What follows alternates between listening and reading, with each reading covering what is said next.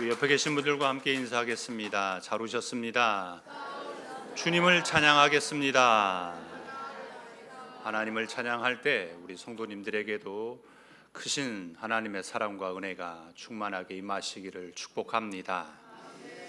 우리는 살아가면서 선택이라고 하는 걸 늘 하면서 살아갑니다. 선택의 연속이지요. 무엇을 선택해야 잘 선택한 것일까? 조그만 것에서부터 큰 것에 이르기까지 우리는 선택의 중요성을 상당히 많이 알고 있습니다. 별것 아닌 것 같지만 그 작은 선택의 하나가 우리의 인생을 바꾸기도 하지요. 그래서 그런 광고도 있었습니다. 순간의 선택이 10년을 좌우합니다 였다가 또 순간의 선택이 평생을 좌우합니다, 이런 광고들도 있었습니다. 그만큼 선택이라고 하는 것이 매우 중요하다라고 하는 것이죠. 오늘 본문의 말씀에 보게 되면 예수님께서 마태라고 하는 그 제자를 부르시는 이야기가 나옵니다. 당시에 이 세리라고 하는 직업은 유대 사회에서 매국노였습니다. 그런데 예수님께서 지나가시다가 마태가 세관에 앉아 있는 것을 보고는 예수님께서 나를 따라오너라 이렇게 말씀을 하십니다. 이때 세리 마태가요, 자기가 가지고 있던 모든 걸 다 버려놓고서 예수님을 따라갑니다. 예수님의 제자가 되는 거죠. 그리고 예수님을 자신의 집으로 모셔서 함께 식탁을 나누게 되었어요. 예수님과 식탁의 자리 가운데 자신만 있는 것이 아니라 같이 세관의 직원이었던 다른 세리들 그리고 죄인들이 함께 식탁을 나누게 되었습니다. 사실 함께 식탁을 한다라고 하는 것은 나는 당신을 나의 동반자로 인정합니다 라고 하는 의미가 담겨져 있습니다. 당시에는요, 세리는 죄인이었습니다. 세리와 말을 섞지도 않고 세리가 번 그 돈은 헌금을 할 수도 없었습니다. 부정한 돈이었어요. 사회적으로 격리의 대상이었고 종교적으로도 정죄의 대상이었습니다. 유대인들의 피와 땀을 착취하는 사람이었기 때문입니다. 그런데 예수님께서 그 마태와 다른 세리들과 또 죄인들과 함께 식탁을 함께 하고 있다라고 하는 거죠. 그들을 용납하셨다라는 말씀입니다. 모든 사람들이 손가락질하고 거부하고 또 싫어했던 세리와 죄인들에게 예수님께서 함께 하시는 그 은혜는 그들이 뭔가 자격이 있어가지고 보상해 주는 차원이 아닙니다. 그들은 전혀 자격이 없음에도 불구하고 예수님께서 은혜를 베풀어 주셔서 예수님과 함께 식탁의 자리에 참여할 수 있도록 하늘의 선물을 베풀어 주신 거지요. 자격 없는 자에게 거저 주시는 파격적인 선물이었습니다. 오늘 우리도요, 예수님의 식탁의 자리에 초대가 되었습니다. 그래서 우리가 함께 이 자리에 나와서 예배를 드리고 있습니다. 내가 괜찮아서, 내가 좀 뭔가 가진 것도 있고 내가 좀 능력도 있고 또 내가 뭔가 할 수가 있어서 부자여서 많이 배워서가 절대로 아닙니다. 예수님 마태에게 베푸셨던 은혜를 동일하게 나에게 베풀어 주셨기에 우리가 주께서 베풀어 주시는 식탁의 자리에 참여할 수가 있는 것입니다. 예수님께서 베풀어 주신 은혜를 우리가 받으시겠습니까? 아니면 전 됐습니다, 저는 충분합니다 하고 거절하시겠습니까? 세리 마태의 집에는 예수님이 들어가시니까 그곳에 마태의 동료들이었던 세리들과 죄인들이 함께 했습니다. 그리고 유대인들이, 그 중에서 바리새인들이 그 자리에 함께 가게 되었습니다. 그런데 예수님의 선택에 대해 사람들의 반응은 달랐습니다. 오늘 예수님의 선택하심에 대해 나는 어떻게 반응하시겠으며 또 나의 상태는 어떠한 상태에 있으십니까? 어떤 선택을 하십니까? 이렇게 물어볼 수 있을 것 같습니다. 첫 번째는 건강하십니까? 아니면 아프십니까? 우리는 나의 상태가 건강하다고 생각하신가요? 아니면 나는 좀 아파 이렇게 생각하신가요? 예수님이 세리 마태의 집에서 사람들과 식사를 하니까 바리새인들이 예수님의 제자들에게 따져 물었습니다. 11절에 이렇게 말씀해요. 바리새인들이 보고 그의 제자들에게 이르되 어찌하여 너희 선생은 세리와 죄인들과 함께 잡수시느냐. 바리새인들의 말은요, 예수님을 생각해서 하는 말이 아니죠. 예수님, 저런 나쁜 사람들, 저런 세리들, 저런 죄인들과 먹으면 안 되는데 어떻게 해서 예수님이 저런 죄들과 먹지? 예수님을 생각해가지고 그렇게 하는 마음이 아니에요. 싫은 거죠. 무조건 싫은 겁니다. 못마땅했어요. 바리새인들은 절대로 세리들과 말도 섞지 않고 식사를 하지 않습니다. 이것이 유대인들의 대부분의 생각입니다. 현실적으로 보면요, 지극히 당연합니다. 우리도 보면 어때요? 일제 강점기 때 일본의 앞잡이 노릇했던 사람들과 함께하고 싶으시겠습니까? 그 사람들과 함께하는 것을 누가 좋아하겠습니까? 대부분의 유대인들도요, 그런 생각이었어요. 그런데 예수님께서 세리 마태 집에서 다른 세리들과 죄인들과 식사를 하니까 예수님을 꼬투리 잡기가 딱 좋은 거죠. 야, 어쩌면 저럴 수 있는가? 저 사람들 너무나 나쁜 사람들인데 어떻게 해서 저런 사람들과 식사를 할 수가 있는가? 그만큼 사회적으로 세리에 대해서 대부분 공론화되어 있었습니다. 누구나 봐도 예수님의 그 모습은 옳지 않다라는 거죠. 바리새인의 질문에 예수님이요, 바리새인들의 왜곡된 신앙생활에 대해서 정곡을 찌르시는데요, 12절에 이렇게 말씀합니다. 예수께서 들으시고 이르시되 건강한 자에게는 의사가 쓸데 없고 병든 자에게라야 쓸데 있느니라. 의사가 왜 필요할까요? 의사가 필요한 건 아픈 사람을 위해서 필요한 거죠. 치료를 받기 위해서 의사가 필요합니다. 오늘 본문에서 의사가 누구예요? 예수님이십니다. 그러면 아픈 사람은 누굴까요? 질병에 걸린 사람, 고통 중에 있는 사람, 그 사람은 마태, 세리 마태입니다. 그래서 예수님께서 바리새인들이 말하는 죄인 세리 마태를 부르신 것은 마태가 병들었기 때문에 예수님께서 부르셨어요. 그런데 바리새인들은 스스로 어떤 생각을 해요? 나는 건강하다, 이 생각을 합니다. 바리새인들은 나는 아프지 않아, 나는 건강해, 이렇게 생각을 했습니다. 여기에 세리 마태와 바리새인의 차이가 있습니다. 왜 바리새인들은 스스로 나는 건강해 이렇게 생각을 했을까요? 나름 세리보다요 율법을 잘 지켰습니다. 금식도 했습니다. 세리가 하는 것처럼 나쁜 짓을 하지 않았습니다. 그러니까 나는 건강하지 이렇게 생각을 한 겁니다. 하지만 바리새인들은 영적으로 문둥병에 걸려서 영혼의 살이 썩어져 문드러 가는데도 아픔을 느끼지 못하고 있는 가장 심각한 환자의 상태입니다. 그런데 세리 마태와 다른 세리들과 죄인들은 어때요? 나 아파, 이걸 인정하는 거죠. 나 아파 죽겠어요, 이것을 말하는 겁니다. 아프다고 느낀 사람은 어떻게 합니까? 병원을 찾습니다. 병원에 가가지고 의사에게 이렇게 진료를 받게 되죠. 의사가 물어봐요.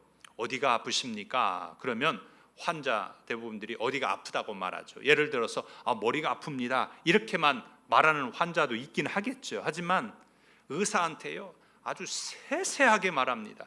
머리가 아파요, 이것이 아니에요. 머리가 아픈데요 지끈지끈하게 아파요, 쑤시듯이 아파요.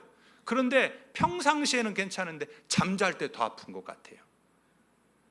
내가 머리가 아프는 무로 인해서 어떠한 상황이 놓여 있는가를 아주 세세하게 자세하게 이야기합니다. 증상 하나라도 빼놓지 않고 이야기하죠. 왜냐하면 정확하게 의사가 판단해서 진료를 받기 원하기 때문입니다. 오늘 나는 건강하십니까? 아니면 아프십니까? 이 세상에서 아프지 않는 사람이 있을까요? 아무리 건강한 사람이라도요 다 아픔을 경험하게 되지요. 아프지 않는 사람이 없습니다. 예배드리는 성도님들 중에도 아프지 않는 분이 없어요. 저도 아프고요, 성도님들도 아프고요, 뭐 하나 지병쯤은 하나씩 다 가지고 있고요. 내가 안 아프다고 해더라도요 나만 모르지 내 몸이 아프고 있다라고 하는 사실입니다. 겉은 멀쩡해도 속은 지병이 한 가지라도 있습니다. 그런데 예수님, 나는요 예배도 잘 드려요. 나는 11조도 하고요. 그리고 봉사도 하고 있습니다. 그러니 나는 건강해요. 나 안 아파요. 이렇게 생각하십니까? 아니면 나의 상태가 문제가 없는 것이 아니라 예수님, 저 아픕니다. 저 입술로도 죄를 지었고요.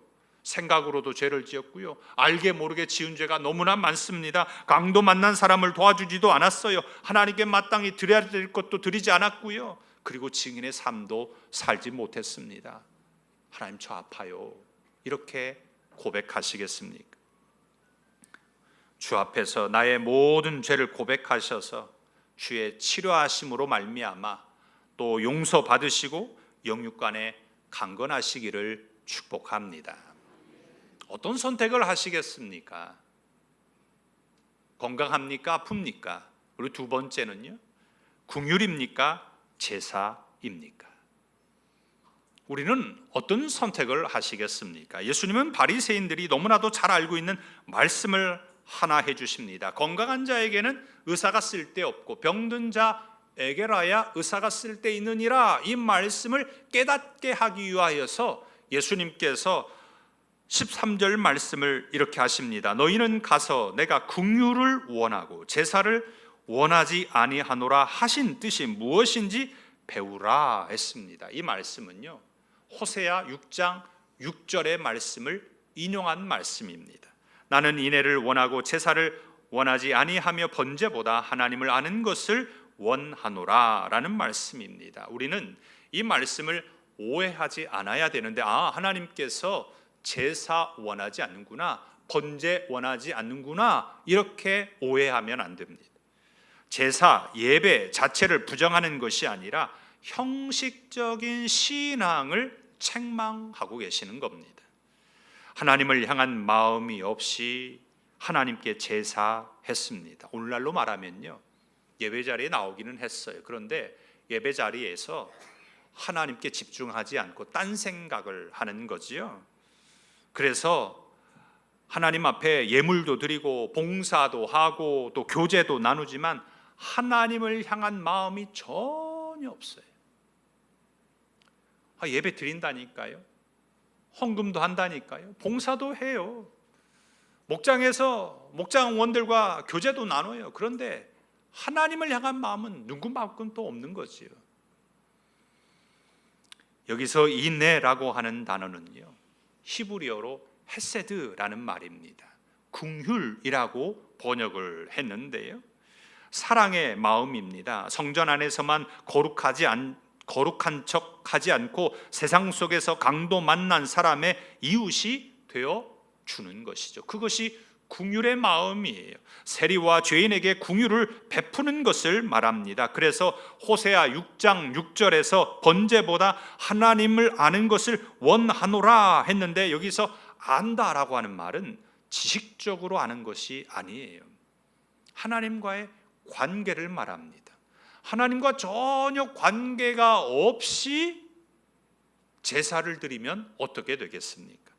하나님과 깊은 관계를 맺는 것이 제사를 드리는 것보다, 예배를 드리는 것보다 더 중요하다는 거죠. 하나님과 관계는 전혀 없는데 어떻게 제사를 드릴 수 있습니까? 그것은 그저 껍데기에 불과한 거죠.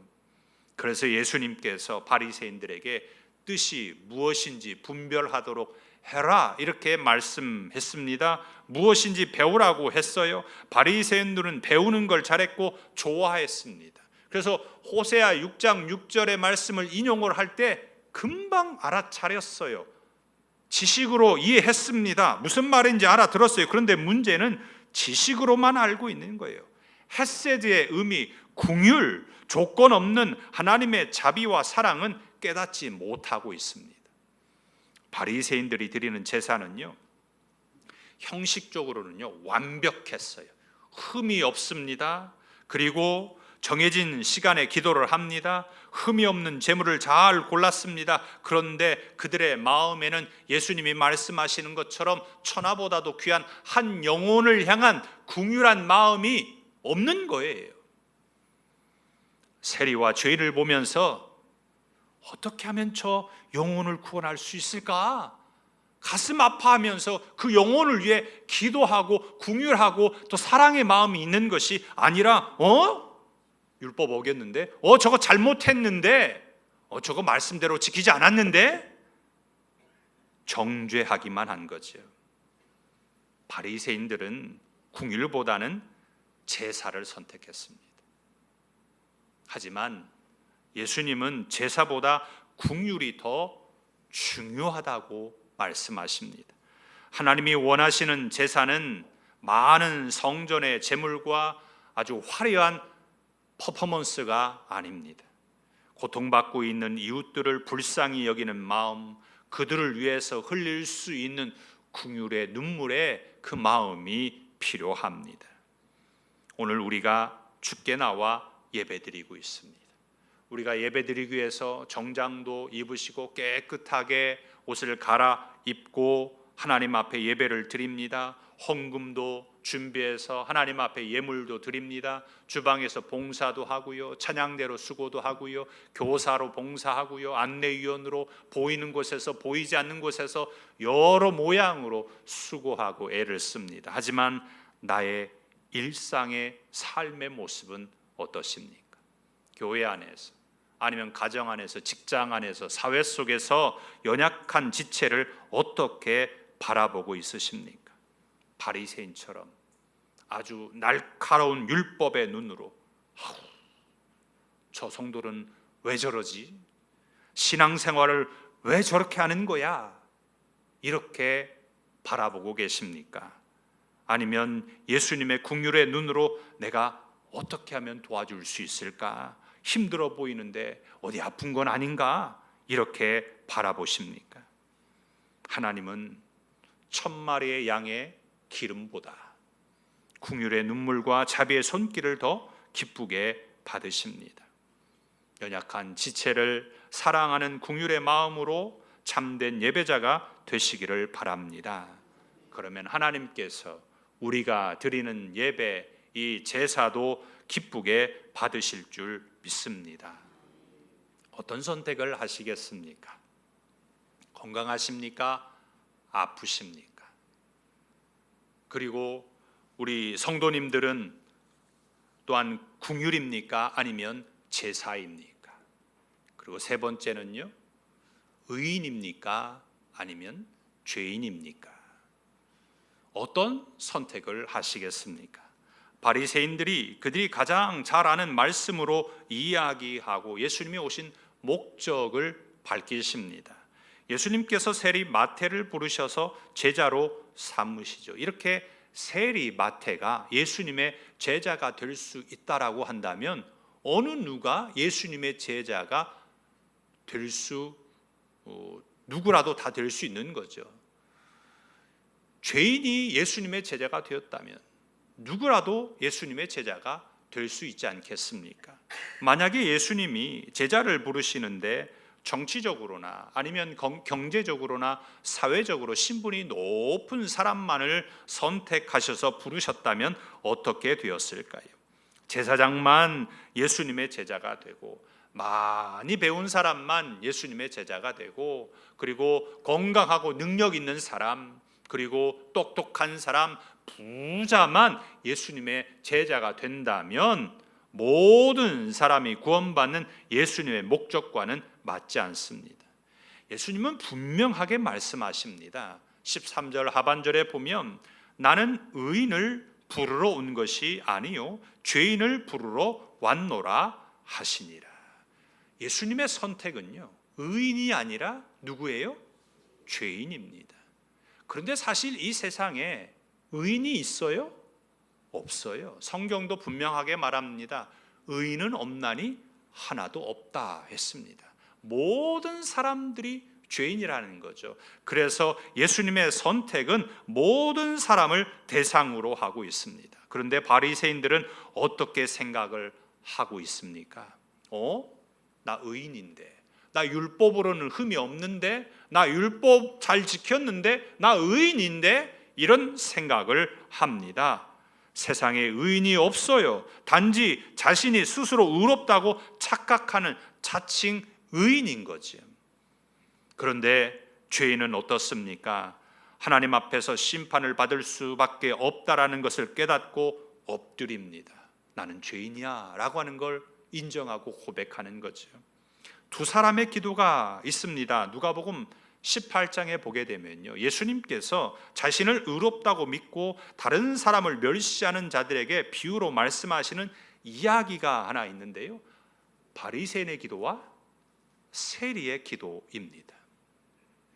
이 바리새인이 기도를 하는데요, 자신이 얼마나 의로운지를요 세리와 비교하면서 기도를 합니다. 나는 저 세리와 같지 않고요, 하나님 앞에 금식하고요, 11조도 드리고요, 제사도 드리고요, 자기의 의를 막 드러냅니다. 그런데 세리는 어떻게 합니까? 가슴을 치면서 하늘을 우러러 보지도 못하고 하나님, 나를 불쌍히 여겨 주옵소서, 나는 죄인입니다 라고 그가 기도합니다.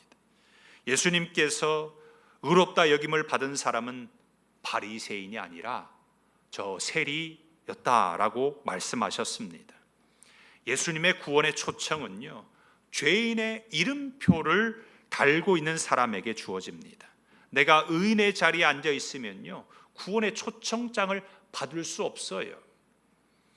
매일의 삶 속에서 내가 의인의 자리에 앉아 있을 것인가, 죄인의 자리에 앉아 있을 것인가 선택해야 합니다. 어때요? 의인의 자리는 보기가 참 좋죠. 그런데 죄인의 자리는 낮고 부끄럽습니다. 하지만 예수님의 보혈은 죄인의 자리로 흘러갑니다. 내가 앉아 있어야 할 곳은 죄인의 자리이어야 합니다. 예수님은 의인을 부르러 온 것이 아니라 죄인을 부르러 오셨기 때문입니다. 우리는 예수님을 믿는다라고 하는 것 때문에 내가 의롭다 칭함을 받았다라는 것으로 생각해서 당당하게 의인의 자리에 앉으려고 합니다. 하지만 내가 스스로 의인의 자리에 앉는 것은 옳지 않습니다. 죄인의 자리에 앉아 있을 때 예수님의 보혈의 은혜로 말미암아 깨끗함을 받고 의인의 자리로 인도함을 받게 됩니다. 내가 의인의 자리로 스스로 가는 것이 아니라 예수님께서 나를 의인의 자리로 인도해 주셔야 하는 것입니다. 늘 나는 죄인이라고 하는 것을 기억하시고 예수님께서 죄인을 부르실 때 네, 저 여기 있습니다, 저 죄인입니다 라고 대답하시고 달려가시기를 바랍니다. 말씀을 맺고자 합니다. 우리는 살아가면서 선택이라고 하는 것을 늘 하면서 살아갑니다. 오늘 질문에 나는 어떤 선택을 하며 살아가시겠습니까? 나는 건강하지도 않고 나는 아프고 병들어서 치료하는 예수님이 필요합니다. 나는 하나님께 제사 드릴 때 먼저 예수님의 긍휼의 마음으로 살겠습니다. 아무리 착하게 살아도 율법을 잘 지켜도 나는 의인이 아니라 나는 죄인입니다. 이렇게 고백해야 합니다. 오늘 우리 모두가 바리새인이 선택했던 파멸과 심판의 어리석은 길로 갈 것이 아니라 세리 마태가 선택했던 생명과 은혜의 길을 선택하시기를 바랍니다. 나의 삶에 예수님을 초청하시는데 그저 식탁의 자리에서 먹고만 있을 것이 아닙니다. 예수님께서 하신 말씀을 잘 들으셔서 무엇을 선택해야 되는지를 깨달으시고 구원의 기쁨과 감격이 삶 가운데 충만하게 임하시기를 예수님의 이름으로 축복합니다. 기도하겠습니다.